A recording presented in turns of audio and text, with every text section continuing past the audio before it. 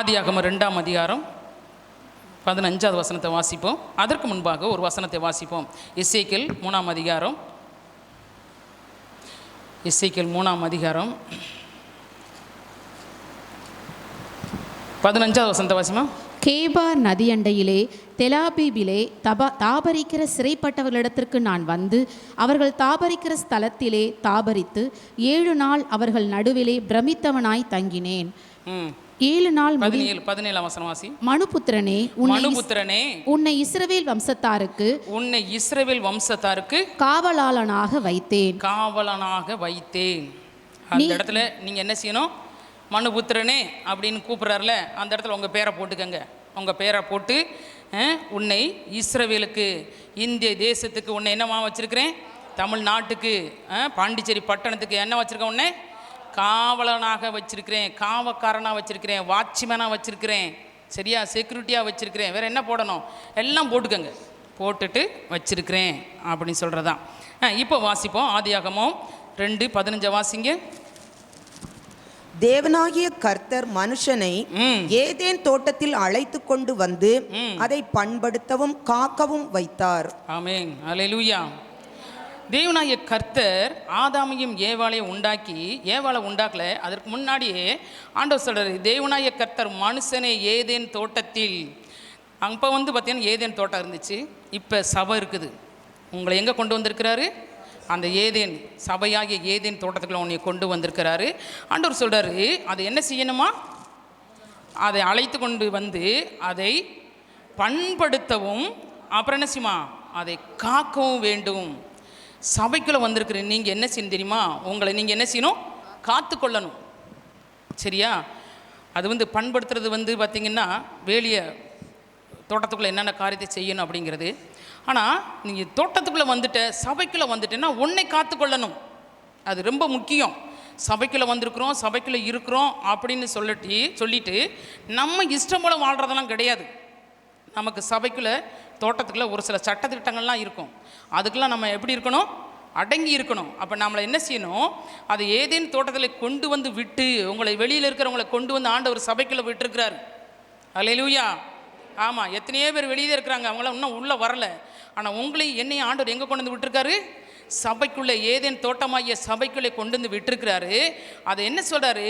அதை நீதான் என்ன செய்யணும்? பண்படுத்தணும். அப்புறம் என்ன செய்யணும்? அதை காக்க வேண்டுமா? காக்கிறது தான் ரொம்ப முக்கியமான வேலை. காக்கிறது தான் ரொம்ப முக்கியமான வேலை. அந்த காக்கிற வேலையை நம்ம விட்டுட்டோம்னா எல்லாம் உள்ளே நனைஞ்சிரும். நரிகளும் முயல்களும் அப்புறம் என்னது தேவையில்லாத பன்றிகளும் உள்ளே என்ன செய்யும்? நுழையும். அதுக்காக நம்மளை என்ன சொல்லியிருக்கிற ஆண்டவர், நீ காத்து கொள்ள வேண்டும். நீ என்ன செய்யணும்? உன்னை காத்து கொள்ள வேண்டும். அதனால தான் ஆண்டவர் சொல்றாரு, ஏதேன் தோட்டத்தை பண்படுத்தவும் அதை காக்கவும் ஒன்றை கொண்டு வந்து விடுறாரு, வேறு யாரையும் கொண்டு வந்து விடலை. அப்போ அந்த இடத்துல உங்கள் பேரை போட்டுங்க, ஆண்டவர் என்ன கொண்டு வந்து விட்டுருக்குறீங்க, இதை நான் என்ன செய்யணும்? எங்கள் சபையில் என்னென்ன காரியத்தை நான் செய்யணுமோ நான் செய்யணும். ஆண்டவரை பண்படுத்தணும்னா என்ன? ஒழுங்குபடுத்துறது, சரியா? அதை சரிப்படுத்துறது. ஆண்டவர் நினைஞ்சார், கொண்டு வந்து விட்டுட்டு அப்படியே விட்டு போல அவருக்கு தேவையானதை காரியத்தெல்லாம் செஞ்சார். ஆதாமுக்கும் செஞ்சார். அதுக்கு முன்னாடி அவருக்கு போடுற ஒழுங்குமுறை என்ன? நீ என்ன செய்யணும்? பண்படுத்தணும். அடுத்து அதை காத்து கொள்ளணும்.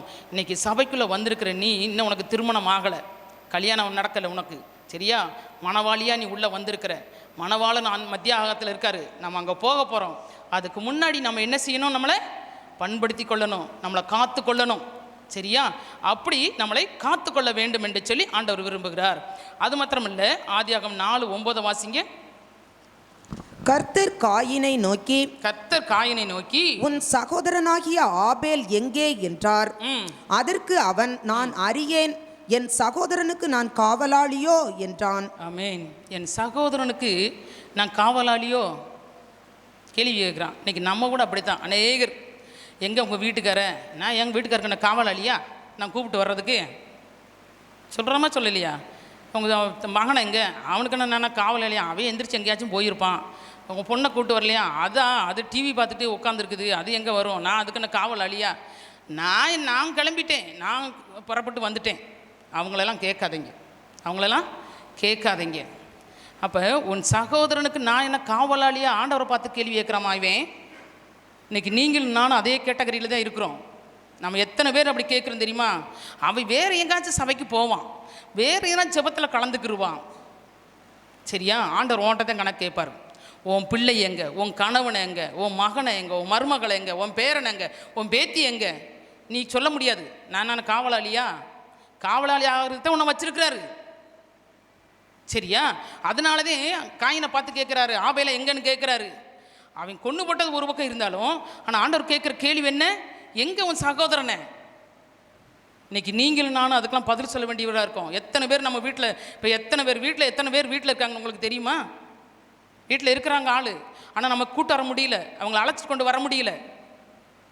நாங்கள் என்ன காவலாளியா? நான் காவக்காரனா அவங்களுக்கு? அப்படி பதில் சொல்லிட்டு உட்காந்துருக்கோம். நம்ம அப்படி இருக்கக்கூடாது. நம்ம அவங்களுக்கெல்லாம் காவலாளி. அப்படித்தான் இருக்குன்படி தான் ஆண்டவர் என்ன செய்றார்? ஒன்று ஏதேன் தோட்டத்துக்குள்ள கொண்டு வந்திருக்கிறார். அல்லேலூயா. ஆமாம். அதுக்கடுத்து ஒரு வசனத்தை வாசிப்போம். நீதிமொழிகள் 4:23 வாசிமா. 4:23. எல்லா காவலோடும் உன் இருதயத்தை காத்துக்கொள். ஆமாம், இங்கே பார்த்தீங்கன்னா ஆண்டவர் சொல்கிறாரு, எல்லா காவலோடும் உன் இருதயத்தை என்ன செய்யணுமா? காத்துக்கொள்ள வேண்டும். நீ சபையை காக்கிறது மாத்திரம் இல்லை, குடும்பத்தை காக்கிறது மாத்திரமல்ல, அப்புறம் என்ன செய்யணுமா? உன் இருதயத்தை என்ன செய்யணுமா? எல்லா காவலோடும் என்ன செய்யணுமா? காத்துக்கொள்ள வேண்டும். நீ ஒரு இடத்துல ஒரு ஓட்டை விட்டீங்கன்னா உள்ளே பூந்துருவான். யாராச்சும் உள்ளே பூந்துருவாங்க. நரி பூந்துரும், இல்லை கரடி பூந்துரும், பன்றி பூந்துரும், சரியா, வவ்வால் பூந்துரும், ஏதாச்சும் ஒன்று பூந்துரும். உன் இருதயத்துக்குள்ளே ஒரு சின்ன ஓட்டை விட்டேன்னா எல்லாம் பூந்துரும். அதுக்கு தான் ஆண்டவர் சொல்கிறாரு, எல்லா காவலோடும். அப்போ எல்லா காவலோடும் என்ன காவலியாக நம்ம போடணும்? வேதத்தை வாசித்தீங்கன்னா உனக்கு ஒரு காவல். அல்லேலூயா. உன் வேத வசனம் உன்னை காத்துக்கொள்ளும். நீ செபித்தீன்னா அது உனக்கு ஒரு காவல் காத்துக்கொள்ளும். நீ என்ன ஆவியில் நிறைஞ்சு ஜெபம் பண்ணினா அது ஒரு காவல் காத்துக்கிறோம். கண்ணீர் விட்டினா அது ஒரு உனக்கு பாதுகாப்பு. நிறைய பாதுகாப்பை தேவன் வேதத்தில் நமக்கு சொல்லி கொடுத்துருக்கிறாரு. நீ அதெல்லாம் விட்டுட்டீங்கன்னா ஒரு செல்லு மூலமாக உள்ளே பூந்துருவான். ஒரு சின்ன பிரச்சனைனால உள்ளே பூந்துருவான். ஒரு கோபத்தினால் உள்ளே பூந்துருவான். ஒரு கீழ்ப்படியாமனால உள்ளே பூந்துருவான். சரியா? ஒரு செபிக்காதனால உள்ளே பூந்துருவான். காலையில் செபிக்க வேண்டியவங்க இப்போ ஜெபம் பண்ணவனா அப்புறம் ஜெபம் பண்ணிக்கலாம்னா உள்ளே பூந்துட்டான்னு அர்த்தம். அதுக்குத்தான் ஆண்டவர் சொல்கிறாரு, எல்லா காவலோடும் உன் இருதயத்தை என்ன செய்யணுமா? காத்துக்கொள். உன் ஆத்மாவை காத்துக்கொள்வதற்கு ஆண்டவர் சொல்கிறாரு, எல்லா காவலும் நீ போடணும். ஒரு கதவை அடைக்காமல் எல்லா கதவையும் அடைச்சிட்டேன்னா அந்த ஒரு கதவு போதும் எல்லாம் உள்ளே வர்றதுக்கு. நைட்டில் தூங்கும்போது ஒரே ஒரு கதவை மாத்திரம் திறந்து விட்டுட்டு பாக்கி எல்லா கதவும் மூடி விட்டுருங்க. உள்ளே என்ன வரும்? கொசே உள்ளே வந்து நிறைஞ்சிருமே. திருடே வர வேணாம், அவனை தூக்கிட்டு போயிடும். அப்போ நம்ம என்ன செய்கிறோம்? எல்லா கதவையும் அடைக்கிறோம். எல்லா கதவையும் அடைக்கிறோம். அதே போல தான் நம்ம இருதயமாகிய இந்த இருதயத்துக்கு எல்லாம் காவல் போட வேண்டும். எல்லா விதத்திலும் காவல் போட வேண்டும். நீ காவல் போடாமல் விட்டுட்டீங்கன்னா நீ செய்ய வேண்டிய நேரத்தில் அடைக்க வேண்டிய நேரத்தில் அடைக்காமல் வேற ஒரு காரியத்தை பார்த்துக்கிட்டீங்கன்னா உள்ளே எல்லாம் பூந்துரும். அதுக்கு நீ இடம் கொடுத்துட்டு அதை வெளியே தள்ளுறது ரொம்ப கடினம். அல்லேலூயா. ஆமாம், வெளியே அனுப்புறது ரொம்ப கடினம். ஆனால் அது உள்ளே வராத அளவுக்கு நீ என்ன செய்யணும்? காவல் போட வேண்டும். எல்லா காவலோடும் இருதயத்தை காத்துக்கொள். என்னாகமம் வாசிப்போம். என்னாகமம் 38 வாசிங்க. 3ஆம் அதிகாரம். என்னாகமம் 3ஆம் அதிகாரம் 38வது வசனத்தை வாசிப்போம்.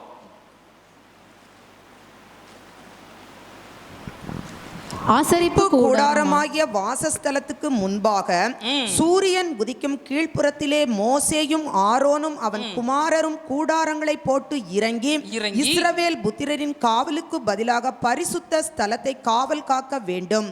வாசஸ்தலத்தில் சேருகிற அந்நியன் கொலை செய்யப்பட கடவன். ஆமென். இங்க பாத்தீங்கன்னா இது பழைய ஏற்பட்ட காலத்தில் பார்த்தீங்கன்னா பரிசுத்த ஸ்தலத்தில் இங்கே ஆலயத்துக்குள்ளே ஆசரிப்பு கூடாரத்துக்குள்ளே யாரும் வர முடியாது.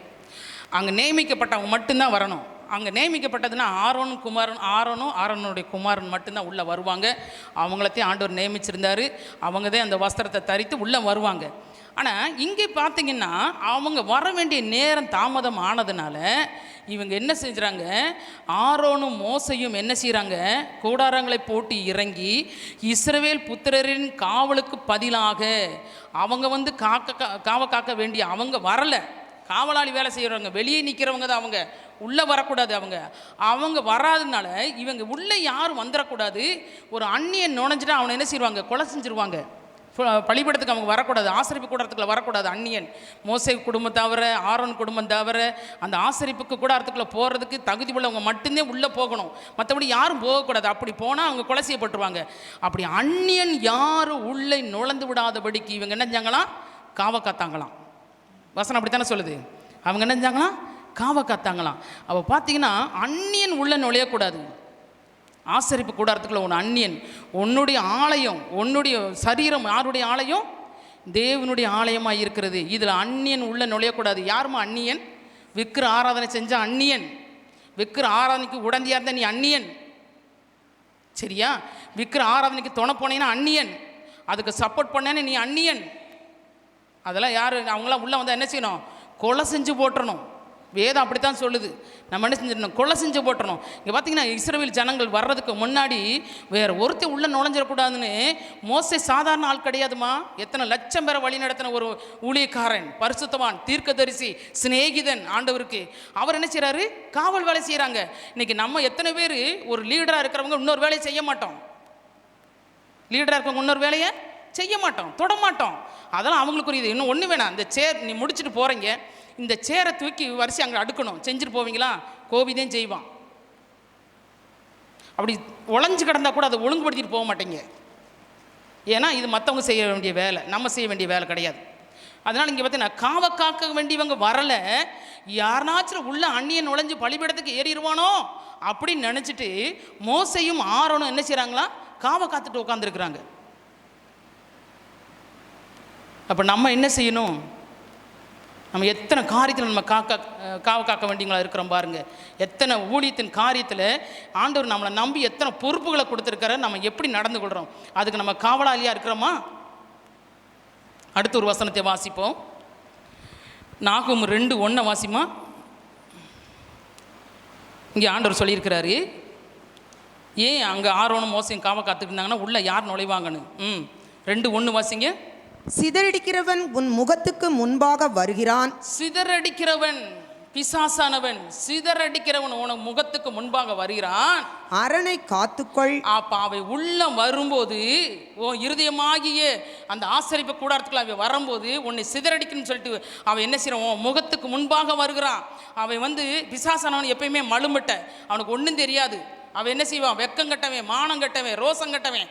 அவன் எப்படினாலும் உன்னை வீழ்த்துறதுக்கு உனக்கு முன்னாடி வருவான். அப்போ ஆண்டவர் என்ன சொல்றாரு? நாகும் என்ன சொல்றாரு? வாசிமா. அரணை காத்துக்கொள். உன் அரணை காத்துக்கொள். என்ன செய்யணுமா? ஒரு அரண்களை நிர்மூலமாக்குறவர் நம்மளுடைய ஆண்டவர். சரியா? அந்த அரணை நீ என்ன செய்யணுமா? காத்துக்கொள்ளணுமா. அடுத்து வழியை காவல் பண்ணு.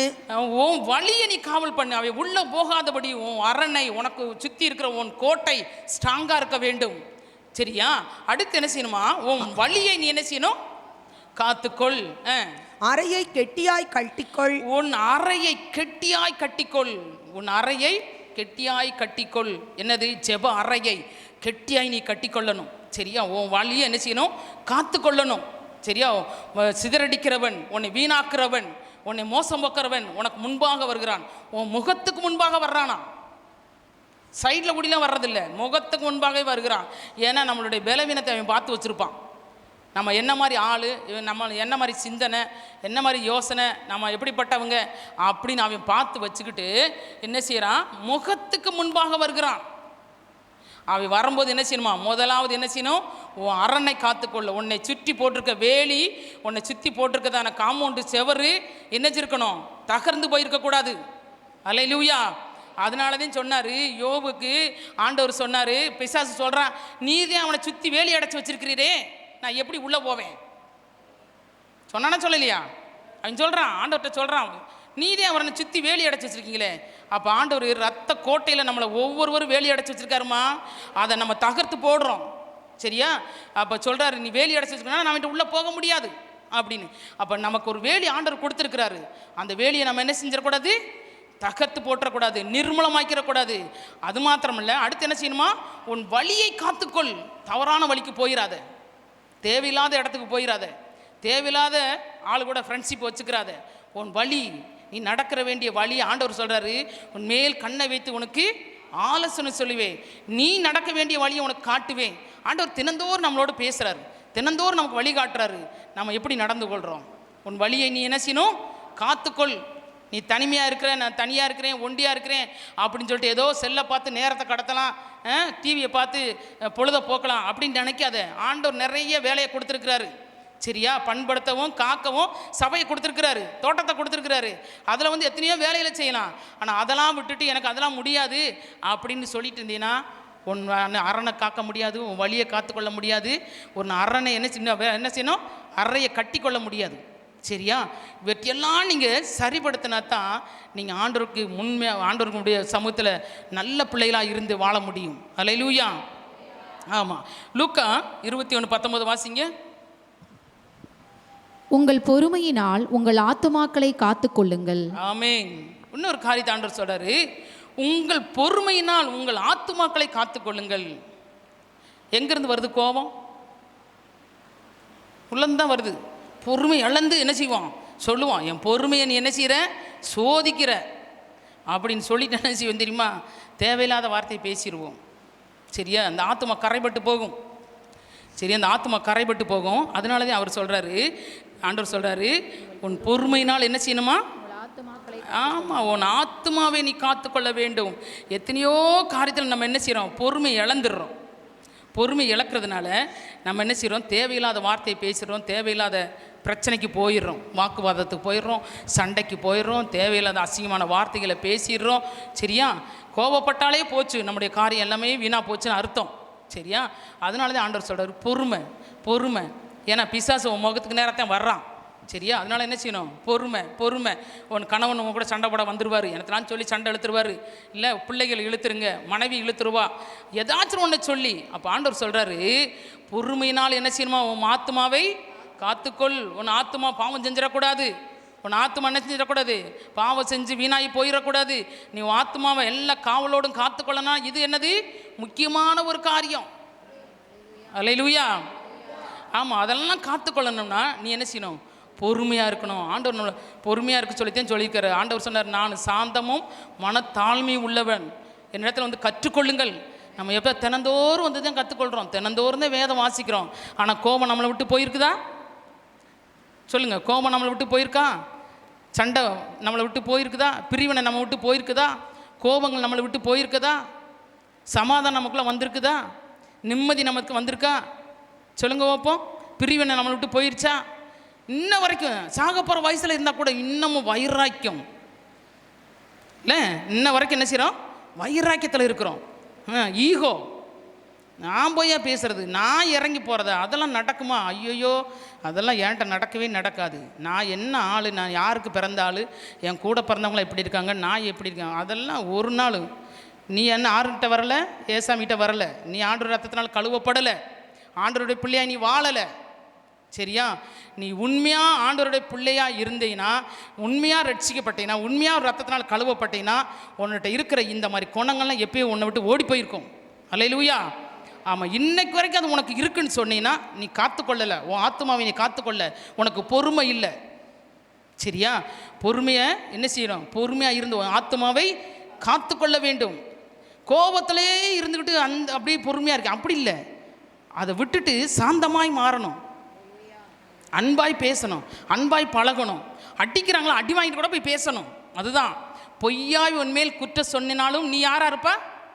வசனம் சொல்லுங்க பார்ப்போம். உன்மேல் பொய்யாய் குற்றம் சாட்டினாலும் நீ யாராயிருப்பாய்? சொல்லுங்க பார்ப்போம், வசனம் சொல்லுங்க. ஒருத்தருக்கும் தெரியாது. பாக்கியவனா இருப்பாய், பாக்கியவதியாக இருப்பாய். பொய்யாய் பல தீமை நிந்தை பொய்யாய் உன்மேல் குற்றம் சாட்டினாலும் நீ எப்படி இருப்பாய்? பாக்கியவனாக இருப்பாய், பாக்கியவதியாக இருப்பாய். வேத வசனம் அப்படித்தான் சொல்லுது. சரியா? அப்போ நம்ம என்ன செய்யணும்? என்ன சொன்னாலும் சரி, உன்னை வேணான்னு விரட்டி அடிக்கிறாங்களா, துரத்தி அடிக்கிறாங்களா, பரவாயில்ல, அவங்ககிட்ட போய் நில்லு. என்ன பண்ணிடுவாங்க?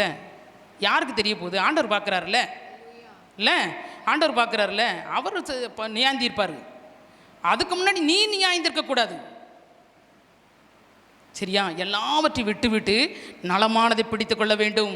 அல்லேலூயா. நலமானது என்ன? உன் ஆத்மாவை காத்துக்கொள்வது, உன் வழியை காத்துக்கொள்வது, உன் அரணை காத்துக்கொள்வது. சரியா? உன் அறையை காத்துக்கொள்வது. இதுதான் ஆண்டவர் நலமானதை பிடித்து கொள்ளணும். சரியா? அடுத்து யோவான் 12:25 வாசிப்போம். அதனால தான் நம்ம ஏற்கனவே சிலுவை தியானத்தில் பார்த்தோம். தன் ஜீவனை சிநேகிக்கிறவன் அதை இழந்து போவான். இந்த உலகத்தில் தன் ஜீவனை வெறுக்கிறவனோ அதை நித்திய ஜீவ காலமாய் காத்து கொள்ளுவான். பார்த்தீங்களா, நித்திய ஜீவ காலமாக என்ன செய்வானா? ஆமாம், நித்திய ஜீவ காலமாய் காத்து கொள்ளுவான்.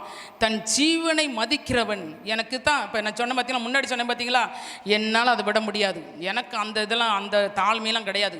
எனக்கு அந்த விட்டு கொடுக்குற தன்மையெல்லாம் கிடையாது. எனக்கு அந்த பொறுமையாக இருக்கிற எண்ணமே கிடையாது. நான் இப்படித்தான் வாழுவேன். என் சுயரூபம் இதுதான்.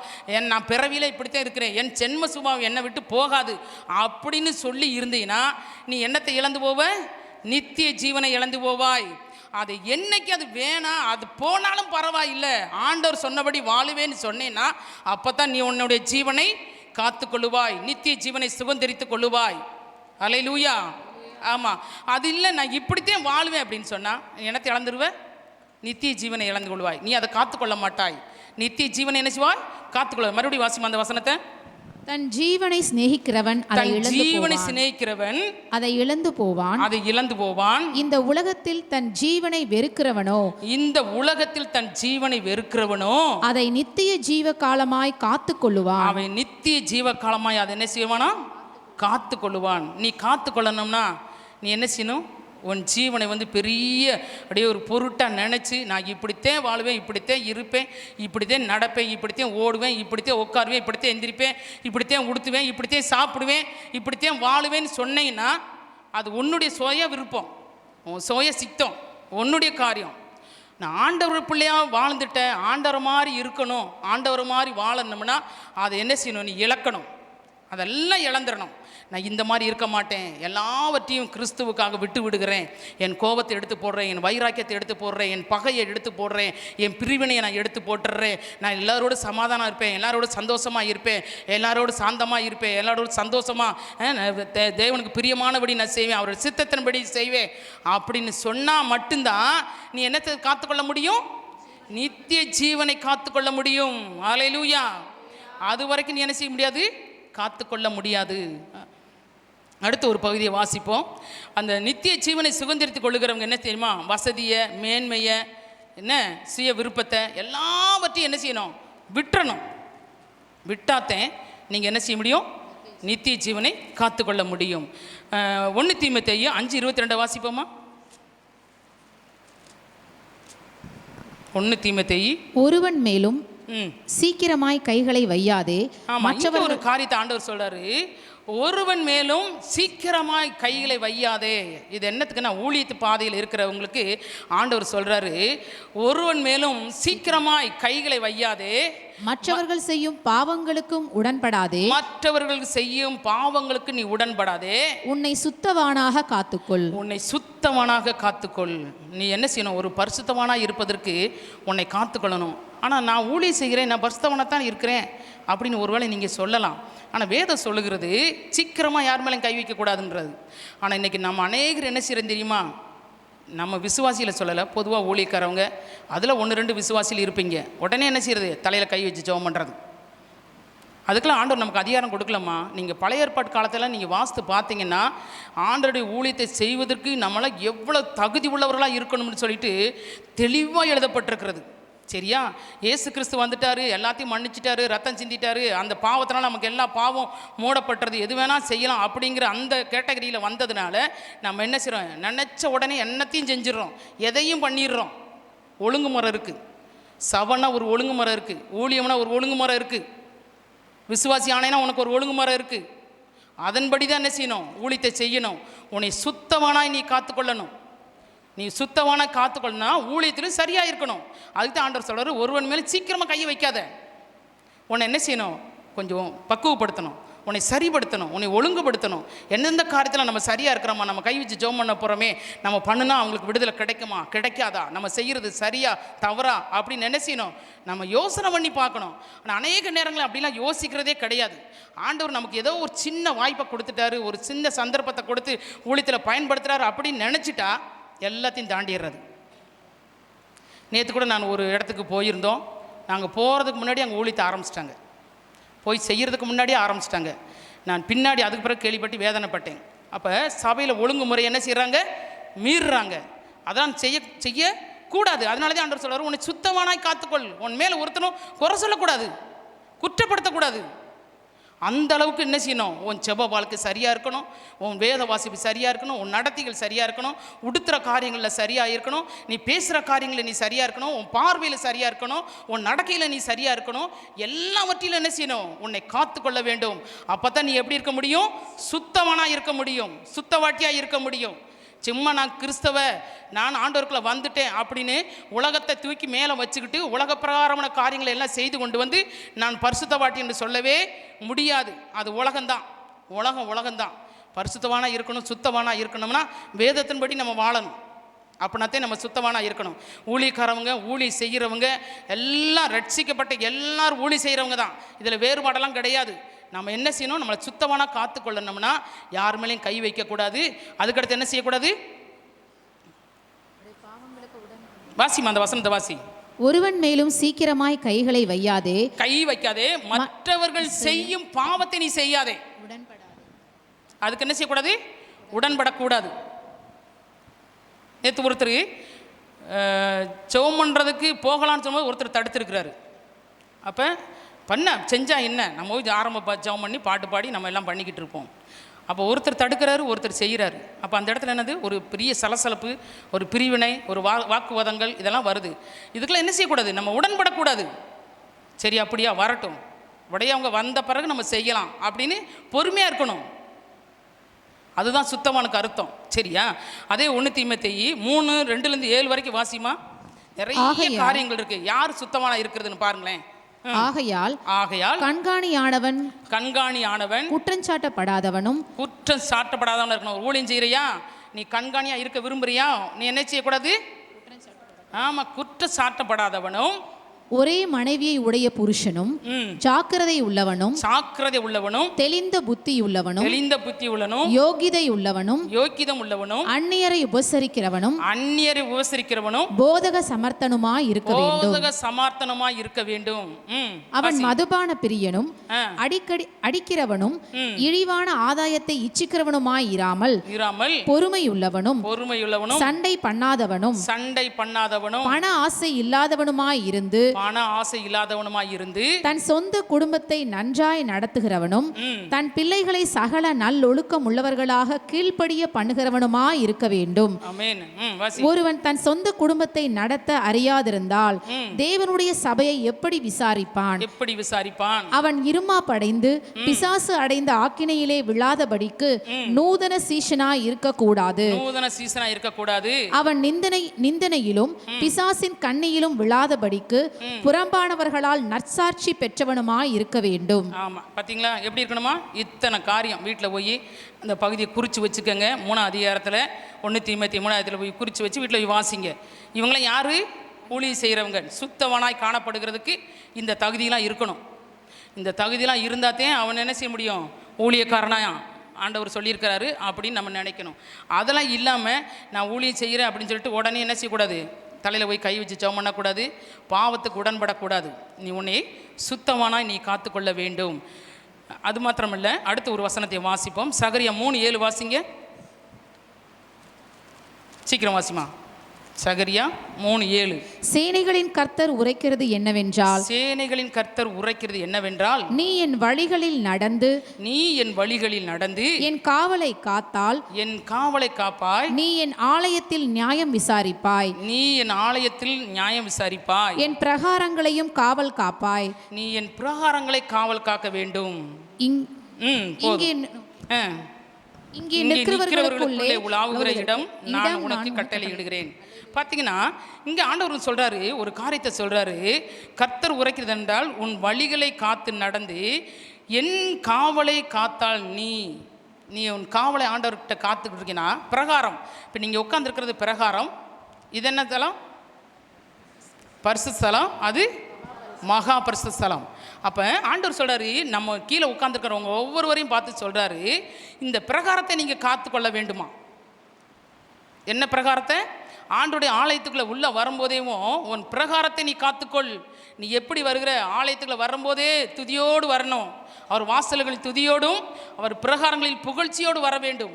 அதனால தான் ஆண்டவர் சொல்கிறார், உன் பிரகாரங்களை காத்துக்கொள். உன் ஆத்மா எல்லா காவலோடும் காத்துக்கிறீல, இது அதை காட்டிலும் முக்கியமானது. உன் பிரகாரங்களில் உன்னை காத்துக்கொள். சரியா? அங்கே நிற்கிறவர்களுக்குள்ளே உலாவி வருகிற தேவன் நான். அல்லேலூயா. ஆமாம், அந்த வசனத்தை வாசித்து பார்த்தீங்கன்னா உங்களுக்கு தெரியும். அங்கே நிற்கிறவர்களுக்குள்ளே உலாகுறதற்கு இடம் நான் உனக்கு கட்டளையிடுவேன். நீ நிற்கிற இடத்துல ஆண்டவர் உலாவி வருகிற இடம், இந்த பிரகாரத்தை நீ என்ன செய்யணும்? காத்துக்கொள்ளணும். இங்கே வந்து உட்காந்துக்கிட்டு ஆண்டவர் உலாவில் பாஸ்டர் மேலே இருக்காரு, பாஸ்டர்மா மேலே இருக்கிறாங்க அப்படின்னு உட்காந்து செல்லணுன்றது இல்லை. இந்த இடம் ஆண்டவர் உலாவுகிற இடம். நீங்கள் என்ன செய்யணும்? காத்துக்கொள்ளணும். பக்கத்தில் உட்காந்து பேசிகிட்டு இருக்கக்கூடாது. குடும்ப கதை, வீட்டு கதை, புடவை கதை, கடற்கதை, அந்த கதையெல்லாம் இங்கே பேசுகிறதுக்கு இந்த இடம் கிடையாது. இது யாருடைய வீடு? தேவனுடைய வீடு. அவர் உலாவுகிற இடம். அவரை பார்க்க வந்திருக்கிறோம். நம்ம எப்படி கொள்ளணுமா? நாங்கள் தன்னை காத்து கொள்ள வேண்டும், பிரகாரங்களை காத்து கொள்ள வேண்டும். தெரியா? பரிசுத்த ஸ்தலத்துக்கு நீங்கள் வர முடியாது, மகா பரிசுத்த ஸ்தலத்துக்குள்ள நீங்கள் வர முடியாது. ஆனால் பிரகாரங்களில் உட்கார்ந்துருக்க உங்களை காத்து கொள்ள வேண்டும்.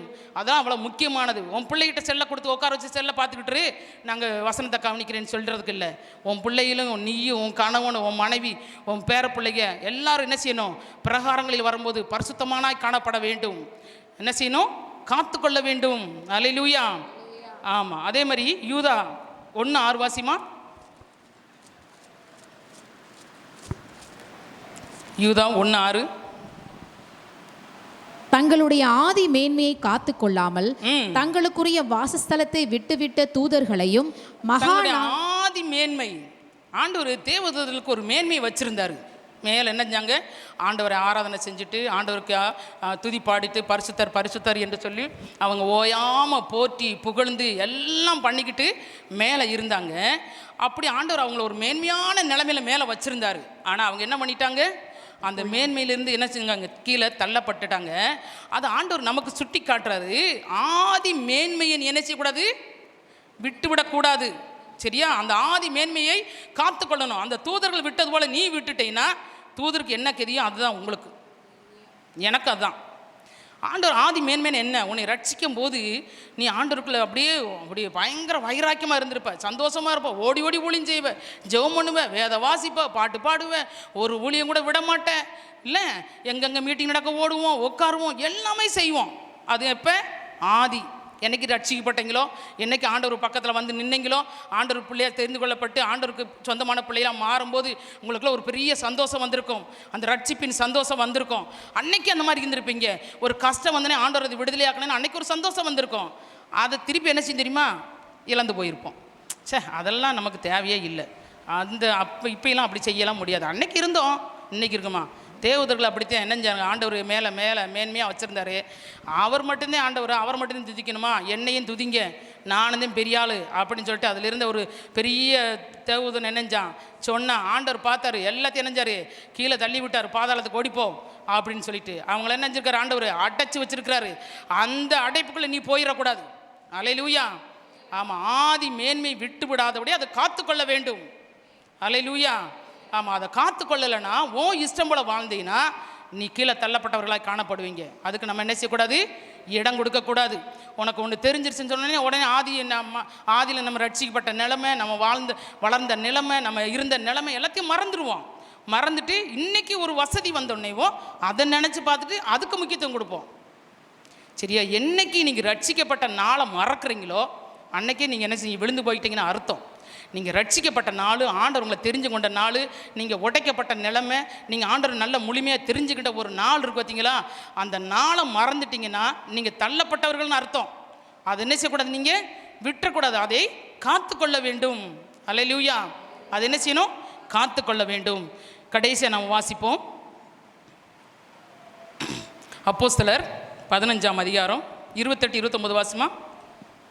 அந்தபடியே யூதாவையும் சீலாவையும் அனுப்பியிருக்கிறோம். ஆமாம், அந்தபடி யூதாவையும் சீலாவையும் அனுப்பியிருக்கிறோம். அவர்களும் இவைகளை வாய்மொழியாக உங்களுக்கு அறிவிப்பார்கள். வாய்மொழியால் அறிவிப்பாங்க.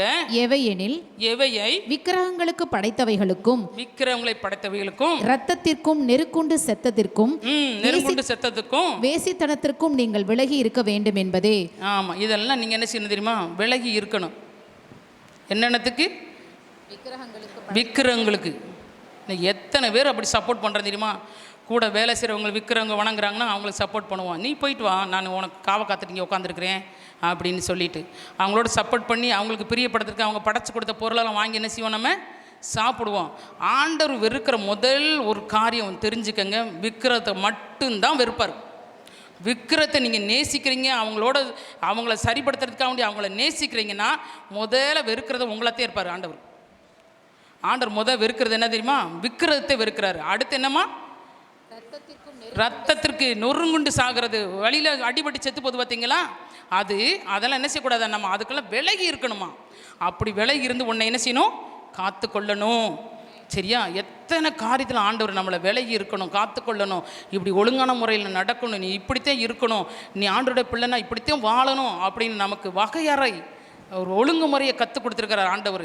அவற்றையெல்லாம் நம்ம என்ன செஞ்சிடறோம், விட்டுடுறோம். சரியா? இன்னைக்கு உலகத்தில் என்ன தோண்டி ஒரு புதிய கதை உருவாயிருச்சா அதை பிடிச்சிக்கிறோம்.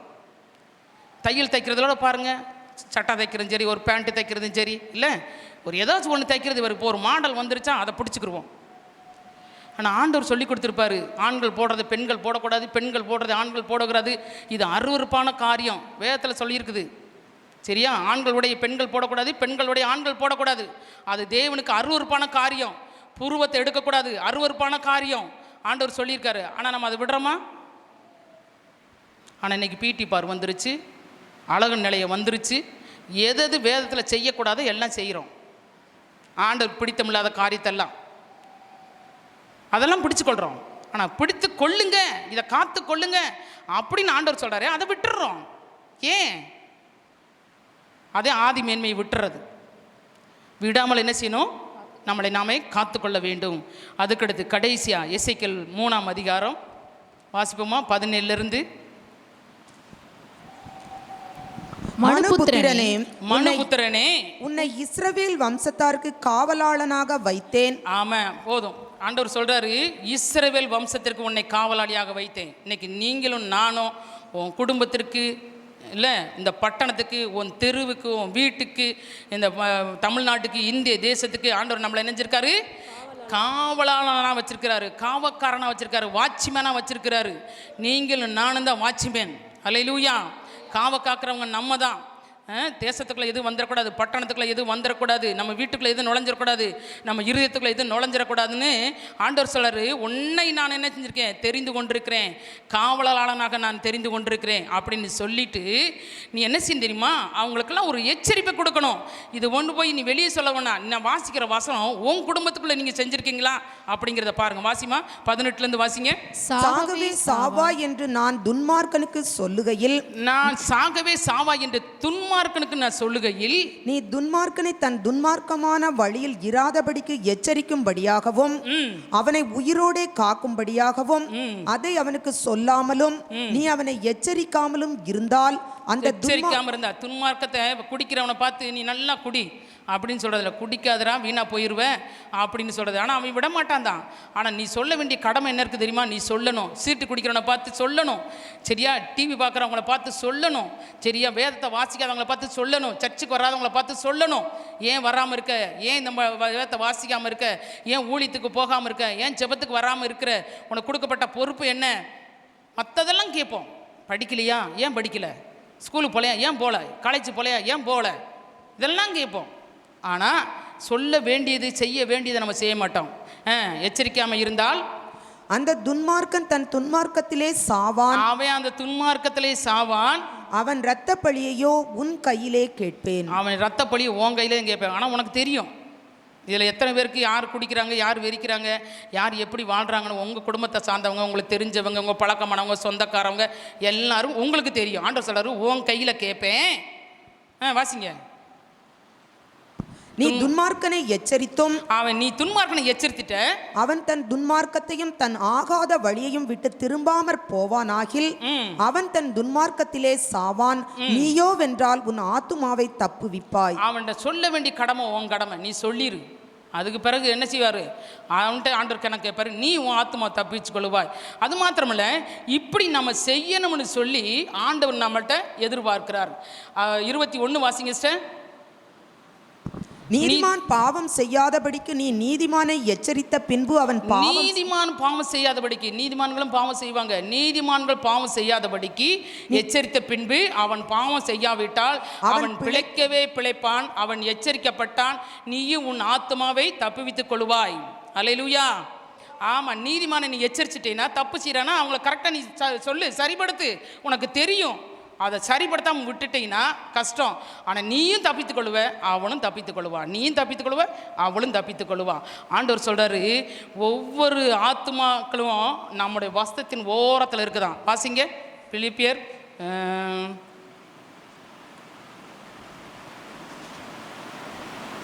புலம்பல் எடுத்து வாசிப்போமா? புலம்பல் 3ஆம் அதிகாரம் வாசிமா, இருக்குதா? புலம்பல் 3ஆம் அதிகாரத்தில் 1ஆம் அதிகாரத்திலையா ஆண்டவர் சொல்கிறாரு, வஸ்திரத்தின் ஓரத்தில் என்ன இருக்குதா? அந்த 7 ஆத்துமாக்களுடைய ரத்தத்தை ஆண்டவர் வச்சிருக்கிறாராம். அப்போ நம்ம என்ன செய்யணும்? நம்ம நினைக்கிறோம் என் கையில் எந்த இது இல்லை அப்படின்னு சொல்லிட்டு, ஆனால் ஆண்டவர் சொல்கிறாரு, அந்த 7 ஆத்துமாக்களின் ரத்தம் எங்கே இருக்குதா? உன் வஸ்திரத்தின் ஓரத்தில் இருக்குது அப்படின்னு சொல்லி ஆண்டவர் சொல்லியிருக்கிறாரு. சரியா?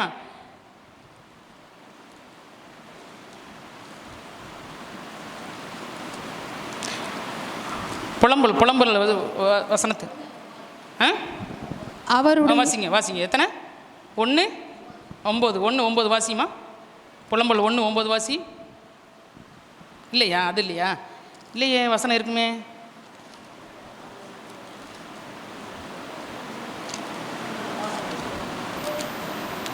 ஏழு ஆத்துமகளின் ரத்தத்தை உன் கையில் கேட்பேன்னு சொல்லி வசனம் இல்லை?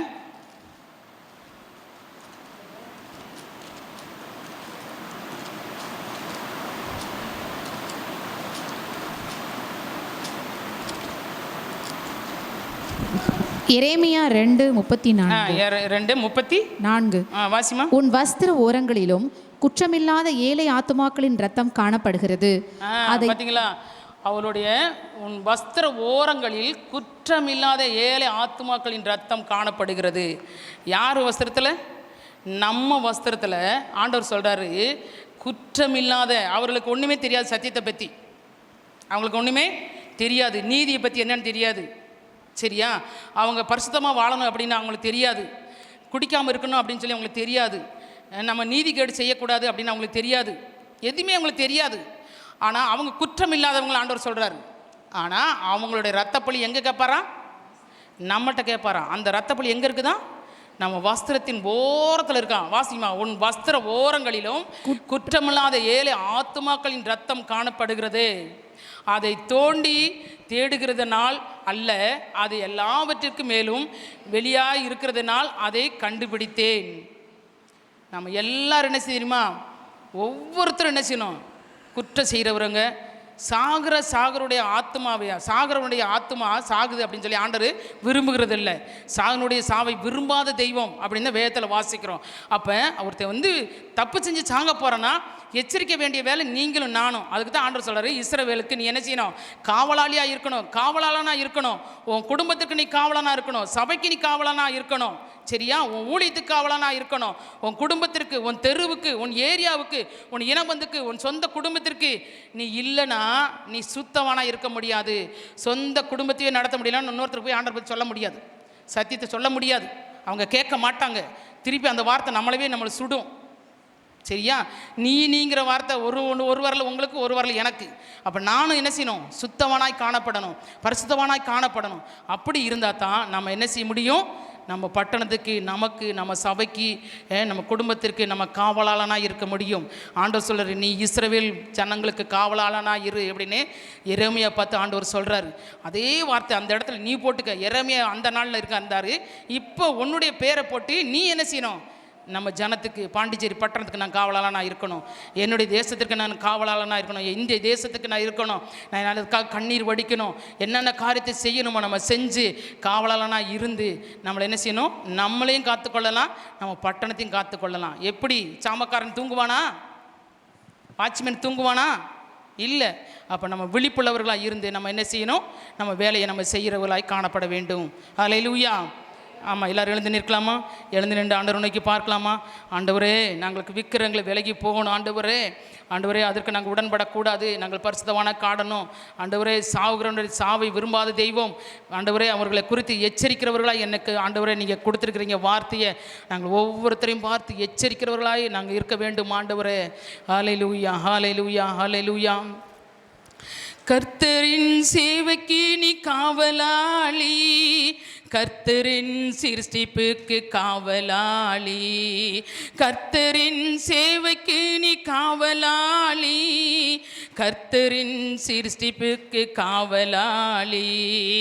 காவலாளி நீ காவலாளி, காவலாளி நீ காவலாளி.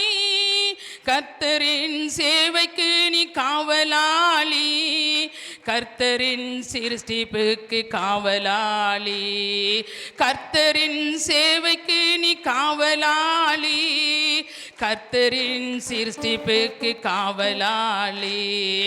சம்பல்லா தொவியாக்கள் சேர்ந்துமே எழுந்து வந்தாலும், சம்பல்லா தொவியாக்கள் சேர்ந்துமே எழுந்து வந்தாலும், இடைவிடாமல் செவித்திடும் மக்களே காவலாளி. இடைவிடாமல் செவித்திடும் மக்களே காவலாளி. இடைவிடாமல் செவித்திடும் மக்களே காவலாளி. காவலாளி நீ காவலாளி, காவலாளி நீ காவலாளி. காவலாளி நீ காவலாளி, கர்த்தரின் சேவைக்கு நீ காவலாளி. கர்த்தரின் சிருஷ்டிப்புக்கு காவலாளி, கர்த்தரின் சேவைக்கு நீ காவலாளி. கர்த்தரின் சிருஷ்டிப்புக்கு காவலாளி. காவலாளி நீ காவலாளி, காவலாளி நீ காவலாளி.